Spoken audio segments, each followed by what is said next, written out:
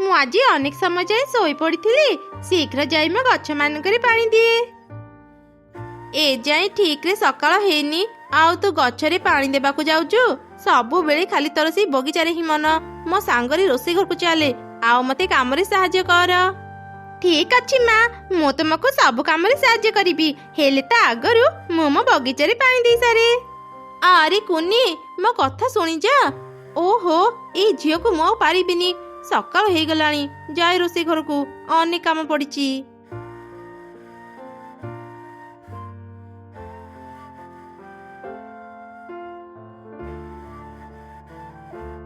ବାଃ, ସବୁ ଗଛରେ କେତେ ସୁନ୍ଦର ଫୁଲ ଫୁଟିଛି। ଏମିତି ସୁନ୍ଦର ବଗିଚାର ମୁଁ ଯତ୍ନ କେମିତି ନ ନେବି? ମୁଁ ଏବେ ଗଛ ମାନଙ୍କରେ ପାଣି ଦିଏ। ପ୍ରତିଦିନ ଛୋଟ ଚଢ଼େଇ ଛୁଆ ତା ଗଛ ଗୁଡ଼ିକର ଏମିତି ଯତ୍ନ ନେଉଥିଲା। ଦିନେ ଗୋଟେ ପରୀ ସେ ବଗିଚାକୁ ଆସିଲା।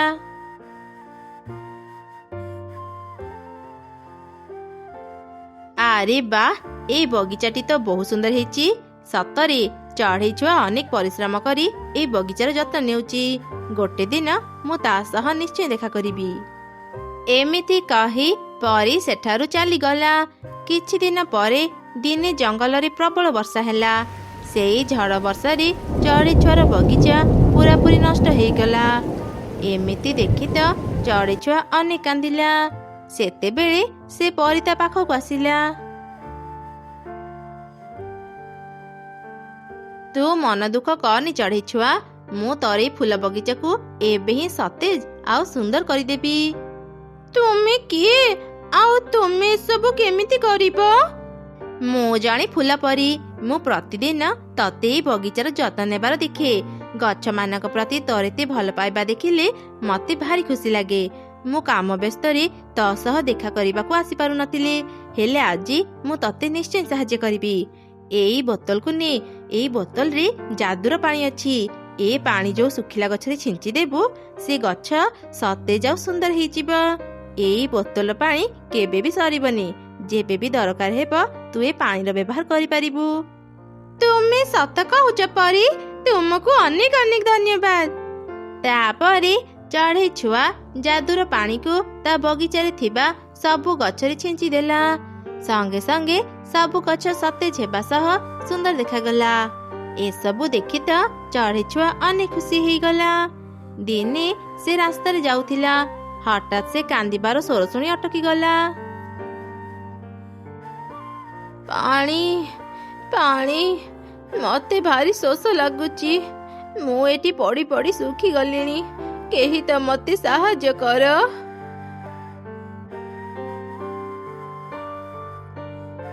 ଏ କଣ ଗୋଲାପ ଗଛ, ତୋର ଏ ଅବସ୍ଥା କେମିତି ହେଲା? ରହ, ମୁଁ ଏବେ ତତେ ସାହାଯ୍ୟ କରୁଛି। ଏମିତି କହି ଚଢ଼େଇ ଛୁଆ ଗୋଲାପ ଗଛକୁ ଉଠେଇ ମାଟିରେ ଲଗେଇଦେଲା। ତାପରେ ସେ ପାଖ ନଦୀରୁ ପାଣି ଆଣି ଗଛ ମୂଳରେ ଢାଳିଲା। ବହୁତ ବହୁତ ଧନ୍ୟବାଦ ଚଢ଼େଇ ଛୁଆ। ମୋ ଗଛରେ ଫୁଲ ହେଲା ନାହିଁ ବୋଲି ମୋ ମାଲିକ ମତେ ଏଠି ଫିଙ୍ଗି ଦେଇ ଚାଲିଗଲେ। ତୁ ଆଜି ଠିକ ସମୟରେ ଆସିନଥିଲେ ମୁଁ ବୋଧେ ଶୁଖି ଯାଇଥାନ୍ତି। ଓ ଏମିତି କଥା, ତୁ ଚିନ୍ତା କରନି ଗୋଲାପ ଗଛ, ମୋ ପାଖରେ ଏକ ଯାଦୁର ପାଣି ଅଛି। ମୁଁ କାଲି ସେ ପାଣି ନେଇ ତୋ ପାଖକୁ ଆସିବି, ଦେଖିବୁ ତୋ ଗଛରେ ଅନେକ ଫୁଲ ଫୁଟିବ। ତାପରେ ଚଢ଼େଇ ଛୁଆ ଘରକୁ ଗଲା। ପରଦିନ ସକାଳେ ସେ ତା ଯାଦୁର ପାଣି ଧରି ଗୋଲାପ ଗଛ ପାଖକୁ ଆସିଲା। ସେ ଯେମିତି ଗୋଲାପ ଗଛରେ ଯାଦୁର ପାଣି ଢାଳିଲା, ଗୋଲାପ ଗଛ ବଡ଼ ହେଇ ସେଥିରେ ସୁନ୍ଦର ସୁନ୍ଦର ହଳଦିଆ ଫୁଲ ଫୁଟିଲା। ଆରେ ବାଃ, ହଳଦିଆ ଗୋଲାପ, ଏମିତି ସୁନ୍ଦର ଫୁଲ ମୁଁ ଆଗରୁ କେବେ ଦେଖିନଥିଲି। ଗୋଲାପ ଗଛ, ସତରେ ଏ ହଳଦିଆ ଫୁଲ ପାଇ ତୁ କେତେ ସୁନ୍ଦର ଦେଖାଯାଉଛୁ। ମତେ ବି ଗୋଟେ ହଳଦିଆ ଫୁଲ ଦେ। ଏ ହଳଦିଆ ଗୋଲାପ ଫୁଲ ପାଇଁ ମୁଁ ଏତେ ସୁନ୍ଦର ଦେଖାଯିବି କେବେ ଭାବିନଥିଲି। ସତରେ ମୁଁ ଆଜି ବହୁତ ଖୁସି। ଏ ଚଢ଼େଇ ଛୁଆକୁ ମୁଁ ଯଦି ହଳଦିଆ ଗୋଲାପ ଫୁଲ ଦେବି, ମୋ ଗୋଲାପ ଫୁଲ ତ କମିଯିବ। ସେମିତି ହେଲେ ମୁଁ ଯଦି ଅସୁନ୍ଦର ଦେଖାଯିବି। କଣ ହେଲା ଗୋଲାପ ଗଛ, କିଛି କହୁନୁ କାହିଁକି? ମତେ ତୋଠୁ ଗୋଟେ ହଳଦିଆ ଗୋଲାପ ଦେ, ମୁଁ ସେ ଗୋଲାପ ସମସ୍ତଙ୍କୁ ଦେଖେଇବି। ତୁ ଏମିତି କଣ କହୁଛୁ ଚଢ଼େଇ ଛୁଆ? ତୁ ତ ମତେ ଆଗରୁ କହିନଥିଲୁ ସାହାଯ୍ୟ କରିବା ବଦଳରେ ମୋଠୁ ଫୁଲ ନେବୁ। ତୁ ଯଦି ମୋର ଗୋଟେ ଗୋଲାପ ଫୁଲ ନେଇଯିବୁ ମୋ ସୁନ୍ଦରତା କମିଯିବ। ମୁଁ ତତେ ମୋ ହଳଦିଆ ଗୋଲାପ ଦେଇପାରିବିନି। ତୁ ଏମିତି କଣ କହୁଛୁ ଗୋଲାପ ଗଛ? ଭଲ ହେଲା ପରେ ତୁ ତ ପୁରାପୁରି ବଦଳି ଗଲୁ। ମୁଁ କେବଳ ଗୋଟେ ଗୋଲାପ ଫୁଲ ନେଇଥାନ୍ତି। ଗୋଟେ ଫୁଲ ନେଲେ ତ ସୁନ୍ଦରତା କେବେ କମିବନି। ଆଉ ମୁଁ ତ ତତେ ମୋର ସାଙ୍ଗ ଭାବିଥିଲି, ହେଲେ ତୁ ମତେ ଏମିତି କଥା କହିଲୁ। ହଁ, କହିକି ଠିକ କରିଛି। ତୋ ଭଳି ଗୋଟେ ପକ୍ଷୀ ଦିନେ ମୋର କ୍ଷତି କରିଥିଲା। କିଏ ଜାଣେ ମତେ ସାହାଯ୍ୟ କରିବା ବଦଳରେ ଦିନେ ତୁ ବି ତ ମୋର କ୍ଷତି କରିପାରୁ। ଗୋଲାପ ଗଛର ଏପରି କଥା ଶୁଣି ଚଢ଼େଇ ଛୁଆ ବୁଝିଗଲା ସେ ସୁନ୍ଦର ଫୁଲ ପାଇଲା ପରେ ବହୁତ ଅହଙ୍କାରୀ ପାଲଟି ଯାଇଛି। ଗୋଲାପ ଗଛ, ତୁ ଏବେ ବହୁତ ଅହଙ୍କାରୀ ପାଲଟି ଯାଇଛୁ। ଏତେ ଅହଙ୍କାର ଭଲ ନୁହଁ। ଏମିତି ବ୍ୟବହାର ଆଉ କାହା ସହ କରିବୁନି, ନହେଲେ ତୁ ହିଁ କଷ୍ଟ ପାଇବୁ। ଏମିତି କହି ଚଢ଼େଇ ଛୁଆ ସେଠାରୁ ଚାଲିଗଲା। ଦିନକୁ ଦିନ ଗୋଲାପ ଗଛର ଅହଙ୍କାର ବଢି ଚାଲିଥିଲା। ସେ କାହାକୁ ବି ନିଜ ପାଖକୁ ଆସିବାକୁ ଦେଉନଥିଲା। ସମସ୍ତଙ୍କ ସହ ଖରାପ ବ୍ୟବହାର କରୁଥିଲା।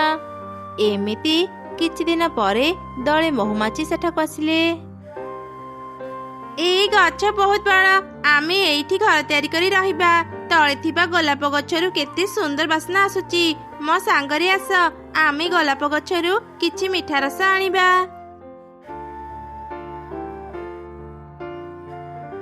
ଶୁଭ ସକାଳ ଗୋଲାପ ଗଛ। ମୁଁ ରାଣୀ ମହୁମାଛି। ତୁମେ ଆଜି ବହୁତ ସୁନ୍ଦର ଦେଖାଯାଉଛ। ଆମେ ଏଇ ପାଖ ଗଛରେ ରହିବାକୁ ଆସିଛୁ। ଆମେ ତୁମର ନୂଆ ପଡ଼ୋଶୀ। ଆମେ ତୁମ ଫୁଲରୁ କିଛି ମିଠା ରସ ନେଇପାରିବୁ।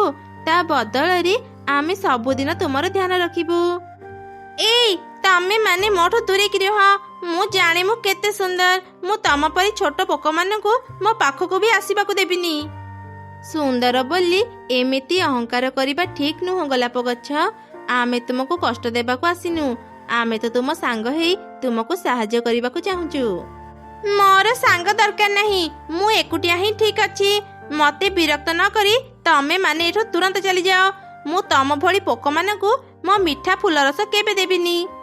ଗୋଲାପ ଗଛର ଏପରି କଥା ଶୁଣି ମହୁମାଛି ମାନେ ସେଠାରୁ ଚାଲିଗଲେ। ଯିଏ ବି ସୁନ୍ଦର ଗୋଲାପ ଗଛ ପାଖକୁ ଯାଉଥିଲା, ଗୋଲାପ ଗଛ ତାକୁ ଅପମାନ ଦେଉଥିଲା। ଏମିତି ଦିନେ ଗୋଟେ ଛେଳି କଅଁଳିଆ ଘାସ ଖୋଜୁ ଖୋଜୁ ଜଙ୍ଗଲ ଭିତରକୁ ଚାଲିଗଲା। ସେ ସେଇ ଗୋଲାପ ଗଛ ପାଖରେ ପହଞ୍ଚିଲା। ଆରେ ବା, ଏ ଗୋଲାପ ଗଛରୁ କେତେ ସୁନ୍ଦର ବାସ୍ନା ଆସୁଛି। ଏମିତି ସୁନ୍ଦର ଗଛ ମୁଁ ଆଗରୁ କେବେ ଦେଖିନଥିଲି। ଆଜି ମୁଁ ଏଇ ଗଛକୁ ଖାଇ ମୋ ପେଟ ପୁରେଇବି। ଏ ଛେଳି ତ ମତେ ଖାଇଦେବ। ବଞ୍ଚାଅ, ବଞ୍ଚାଅ, ମତେ କେହି ବଞ୍ଚାଅ।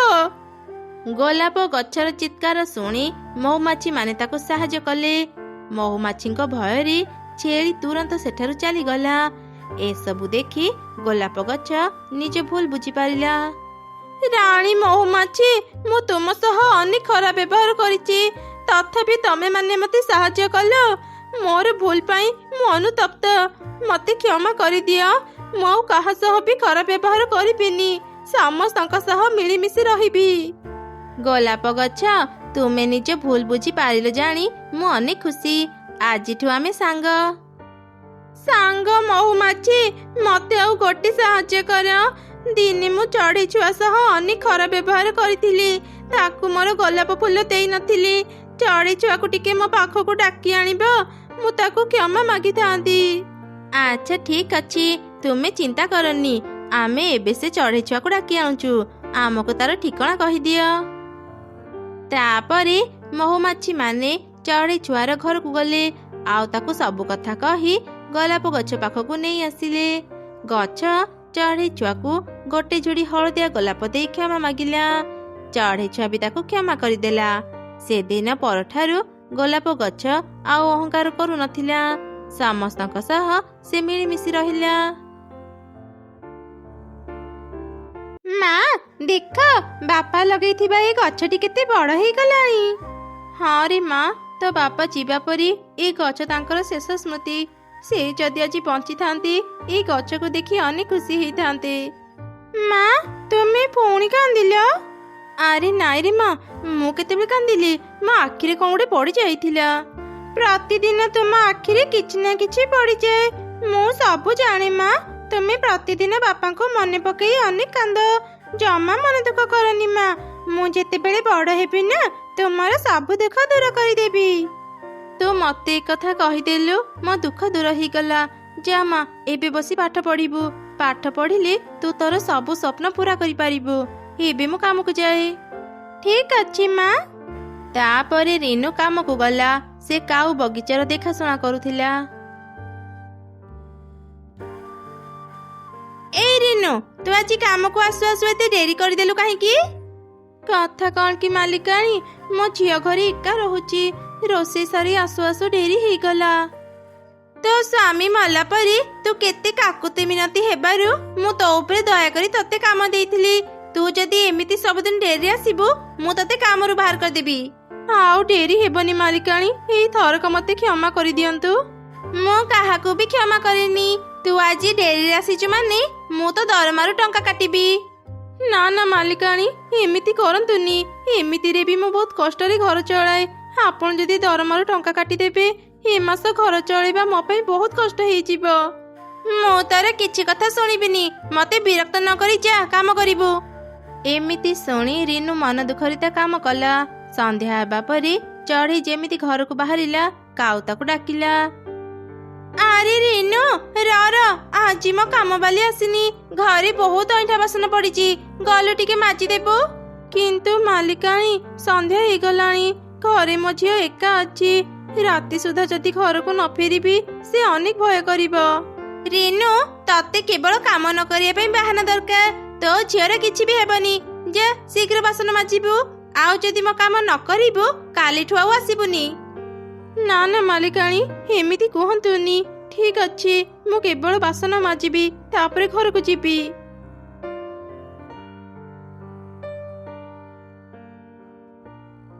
ମା କହିଥିଲେ ଶୀଘ୍ର ଘରକୁ ଫେରି ଆସିବେ, ହେଲେ ରାତି ହେଇଗଲାଣି, ଏଯାଏ ମା ଫେରି ନାହାନ୍ତି।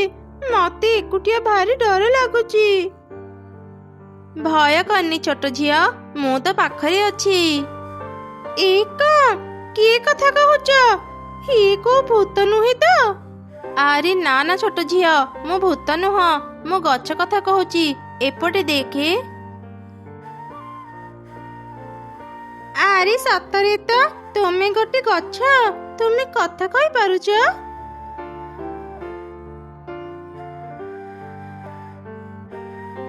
ଆରେ କୁନି, ତୁ କାହା ସହ କଥା ହେଉଛୁ? ଏଇ ଗଛ ସହ ମା। କଣ ହେଲା? ଗଛ ସହ କଥା ହେଉଥିଲୁ? ମୁଁ ଆଜି ଘରକୁ ଫେରୁ ଫେରୁ ଡେରି କରିଦେଲି ବୋଲି ଏମିତି କହୁଛୁ ନା? ଆଉ ରାଗ କରନି ମା, ମୁଁ ଆଉ ଦିନେ ବି ଡେରି କରିବିନି। ନାଇଁ ମା, ମୁଁ ସତ କହୁଛି। ଗଛ କଥା କହୁଥିଲା। ତୁମେ ଯେତେବେଳେ ଆସିଲ, ଗଛ କଥା କହିବା ବନ୍ଦ କରିଦେଲା। ଆଚ୍ଛା ଆଚ୍ଛା, ଚାଲେ ବି ଘରକୁ ଯିବା। ରାତି ଅନେକ ହେଲାଣି।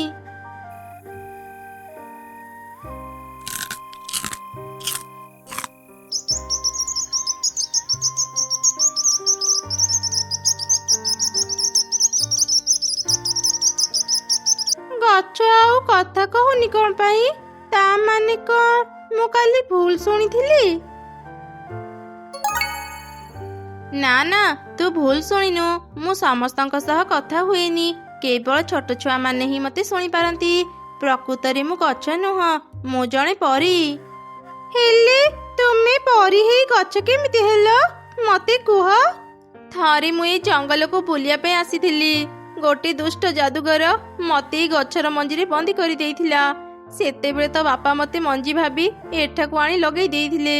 ଏବେ ମୁଁ ଗଛ ହେଇ ଏଠାରେ ଅଛି। ପରୀ, ତୁମେ ତାହେଲେ ଅନେକ କଷ୍ଟରେ ଅଛ। ମତେ କୁହ, ତୁମେ କେମିତି ଗଛରୁ ମୁକ୍ତ ହେବ?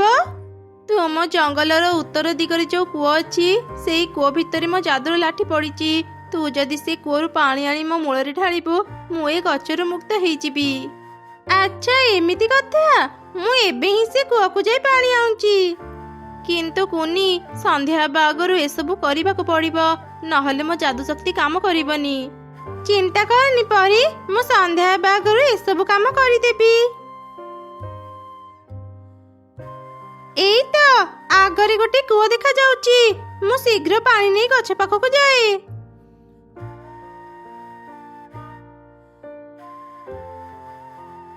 ଏମିତି କହି କୁନି କୂଅରୁ ପାଣି ନେଇ ଶୀଘ୍ର ଘରକୁ ଗଲା, ଆଉ ଗଛ ମୂଳରେ ଢାଳିଲା। संगे संगे गछ भितरु परी बाहरी आसिला। आरे तुमे तो सतरे परी। हाँ कुनी, तते बहुत बहुत धन्यवाद। तो पई मु आज मुक्त हो पारिली। ना ना परी, मु सेमिति किछि करिनी। नाई कुनी, तू आज मोर बहुत बड़ उपकार करिचु। कौन दरकार तते कह, मु तते सब देबी। उपहार? ना ना परी, मोर सेमिति किछि उपहार दरकार नाही। कुनी, तू जदि चाहेबू मु तते सुना टंका भर्ती बाक्स दे पारिबी। तू आउ तोर माँ एई जंगलर सबुठारु धनी पक्षी हेई पारिबो। ना ना परी, मो माँ सबु बेले कहंती लोभ करी नुह, परिश्रम करी जहा भी पाइबू ता सबुठारु मूल्यवान। मु जाने तू आउ तो माँ बहुत भलो, हेले मु खाली एमिति एठारु जाई पारिबिनी। मु तम मानकु एमिति किछि देबी जा द्वारा परिश्रम करी तमे माने टंका रोजगार करि पारिबो। आजिठु ए सिलाई मेसिन तमर। ए सिलाई मेसिन जादुर, ता केबे भी खराब हेबनी। एबे तू आउ तोर माँ परिश्रम करी टंका रोजगार करि पारिबो। परी, मो माँ को सिलाई करबा को बहुत भल लगे। आमको ए मेसिन देबारु तुमको अनेक अनेक धन्यवाद।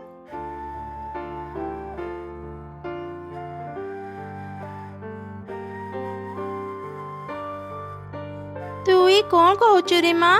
ए सब कौन सत? हाँ माँ, ए सब सत।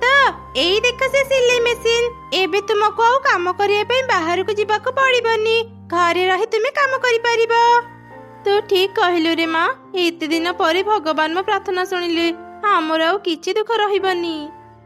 से दिन परठारु रेणु सिलाई काम आरंभ कला। एमिति धीरे धीरे तांकर उन्नति ହେଲା।